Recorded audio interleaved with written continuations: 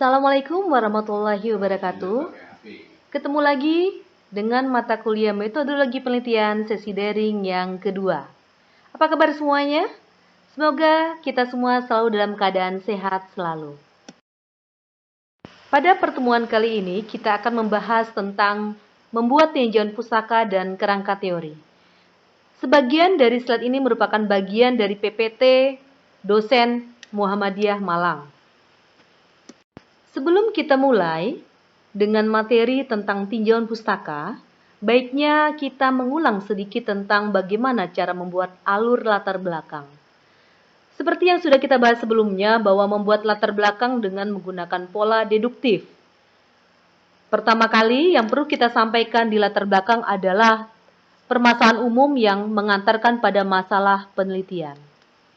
Kemudian, kita juga membuat data untuk menunjukkan besaran masalah, baik secara dunia, Indonesia, sampai ke lokasi tempat penelitian kita. Selanjutnya perlu kita tampilkan juga terkait tentang faktor penyebab masalah, baik secara teori ditunjang dengan riset terdahulu, serta menampilkan hal-hal yang sudah diketahui ataupun yang belum berdasarkan yang sudah ada.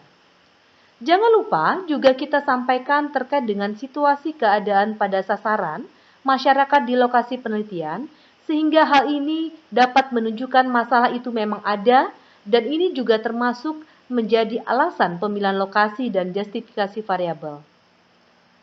Biasanya ini bisa ditunjukkan dengan studi pendahuluan.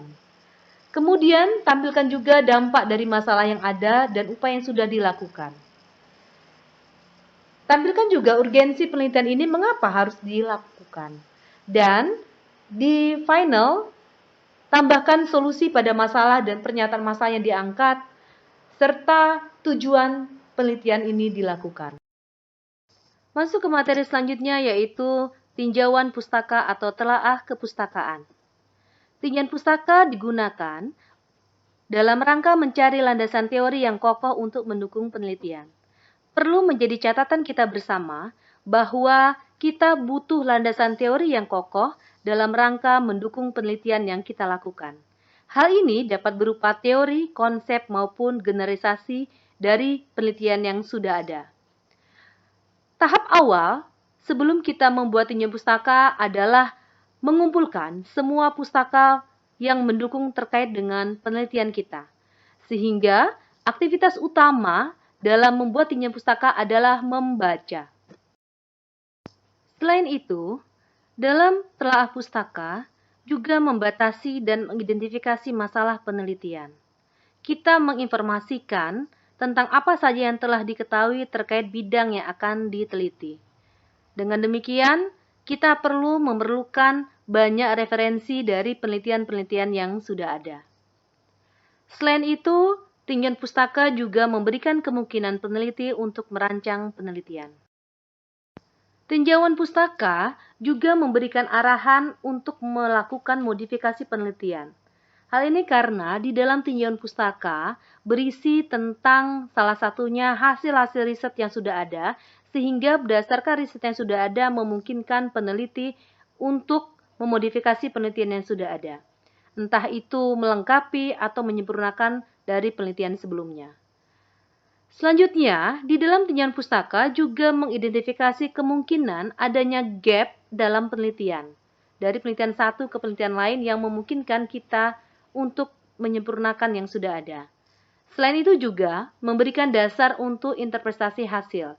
Jadi semuanya lengkap ada dalam tinjauan pustaka. Di dalam tinjauan pustaka akan kita tampilkan teori. Adapun kegunaan teori adalah terkait dengan penelitian kuantitatif. Teori yang digunakan harus sudah jelas karena teori ini sebagai dasar pijakan dalam merumuskan hipotesis dan sebagai referensi dalam menyusun instrumen penelitian. Teori yang ada digunakan untuk memperjelas dan mempertajam ruang lingkup atau variabel yang akan diteliti sebagai landasan merumuskan hipotesis dan menyusun instrumen, karena pada dasarnya hipotesis itu merupakan pernyataan yang bersifat prediktif. Dalam tinjauan pustaka yang kita cantumkan adalah teori berisikan uraian sistematis yang berisi tentang teori dasar yang melandasi dan hasil penelitian yang relevan terkait dengan variabel yang diteliti. Selain itu juga berisi penjelasan tentang variabel-variabel yang sudah diteliti melalui pendefinisian dan uraian lengkap dari berbagai referensi, sehingga akan mudah kita lihat terkait tentang hubungan antar variabel yang diteliti menjadi lebih jelas dan terarah. Dari teori dan hasil riset sebelumnya yang sudah kita tuangkan di dalam tinjauan pustaka, akan menjadi dasar bagi kita dalam membuat kerangka berpikir. Kerangka berpikir adalah model konseptual tentang bagaimana teori berhubungan dengan berbagai faktor yang telah diidentifikasi sebagai masalah yang penting. Kerangka teori yang baik akan menjelaskan secara teoritis pertautan antar variabel yang diteliti. Dalam kerangka berpikir, perlu dijelaskan hubungan antar variabel independen atau bebas dan dependen terikat. Apabila kita menggunakan variabel moderator atau intervening dan variabel lainnya, maka juga perlu dijelaskan mengapa variabel itu ikut dilibatkan dalam penelitian. Kalian masih ingat tentang konsep variabel kan? Jika lupa, silakan buka kembali materi tentang variabel. Berikut ini langkah-langkah dalam menyusun tinjauan pustaka. Setelah masalah yang kita akan teliti, kita tetapkan. Kemudian kita tetapkan variabel yang diteliti. Selanjutnya, kita baca buku dan hasil penelitian. Kemudian kita gambarkan teori dan hasil penelitian terkait tentang masalah yang kita angkat. Lakukan analisis kritis terhadap teori dan hasil penelitian yang sudah ada, mana yang masih kurang atau belum sempurna. Kemudian analisis komparatif terhadap teori dan hasil penelitian. Lanjutkan dengan membuat sintesa kesimpulan, kerangka berpikir, dan membuat hipotesis. Oke, bisa difahami? Berikut ini aktivitas mentelaah pustaka. Yang perlu kita lakukan adalah mengidentifikasi penulis, author atau deskriptor. Kita membuat list data penulis. Kemudian mengidentifikasi sumber-sumber pustaka yang sesuai. Identifikasi judul-judul penelitian yang sesuai ini adalah maksudnya yang terkait, yang relevan dengan penelitian atau masalah penelitian yang kita angkat. Menyalin, mencatat, mengkopi sumber-sumber pustaka yang diharapkan. Selanjutnya, mengkategorikan pustaka-pustaka yang sudah dikumpulkan. Menulis kembali. Nah, ini adalah parafrase, menulis kembali dan menyusun sumber-sumber pustaka yang sudah dikategorikan.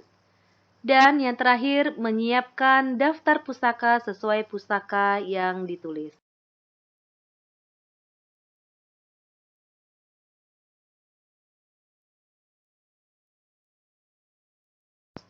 Sumber literatur dapat kita peroleh dari sumber literatur umum yang bersumber atau berisikan teori, kaidah, hukum, konsep, ataupun dari textbook dan kamus, serta lain-lain. Ataupun sumber literatur spesifik, baik itu dari generalisasi, hasil penelitian terdahulu, jurnal, buletin penelitian, skripsi, tesis, disertasi, dan lain-lain. Lokasinya sumber literatur bisa kita peroleh dari perpustakaan, digital library, CD-room, toko buku, rumah baca, ataupun internet. Prinsip utama yaitu relevansi, artinya berkaitan dengan masalah yang akan kita teliti. Dan prinsip yang lainnya lagi adalah mutakhir, artinya tinjauan pustaka yang kita gunakan up to date, minimal 10 tahun terakhir. Contoh menyusun tinjauan pustaka. Di sini kita contohkan misalnya kita akan meneliti tentang hubungan pengetahuan dan sikap dengan perilaku hidup bersih dan sehat anak sekolah. Tinjauan pustaka yang kita buat, kita menjelaskan dulu definisi secara umum, gambaran terkait tentang PHBS, dari klasifikasi, indikator, bentuk, dan nilai ekonomis, serta lain-lainnya. gambaran secara umum dari secara konsep teori. Dan ingat, tentunya ini kita gunakan parafrase dengan menggunakan bahasa kita sendiri. Selanjutnya, kita membahas tentang penerapan PHBS, sistem monitoring dan evaluasi, dan penghambat perilaku, dan lain-lain. Kemudian kita lanjutkan dengan PHBS pada anak sekolah dan mengkerucut ke faktor yang mempengaruhi PHBS.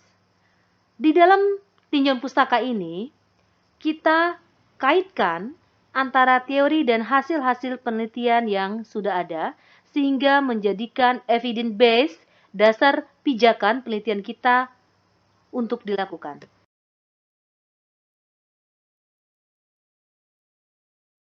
Berikut ini contoh kutipan untuk nama di depan. Di sini warna surya 2005 dalam hasil penelitiannya. Jadi di depan, sedangkan di tengah mencantumkan namanya di tengah.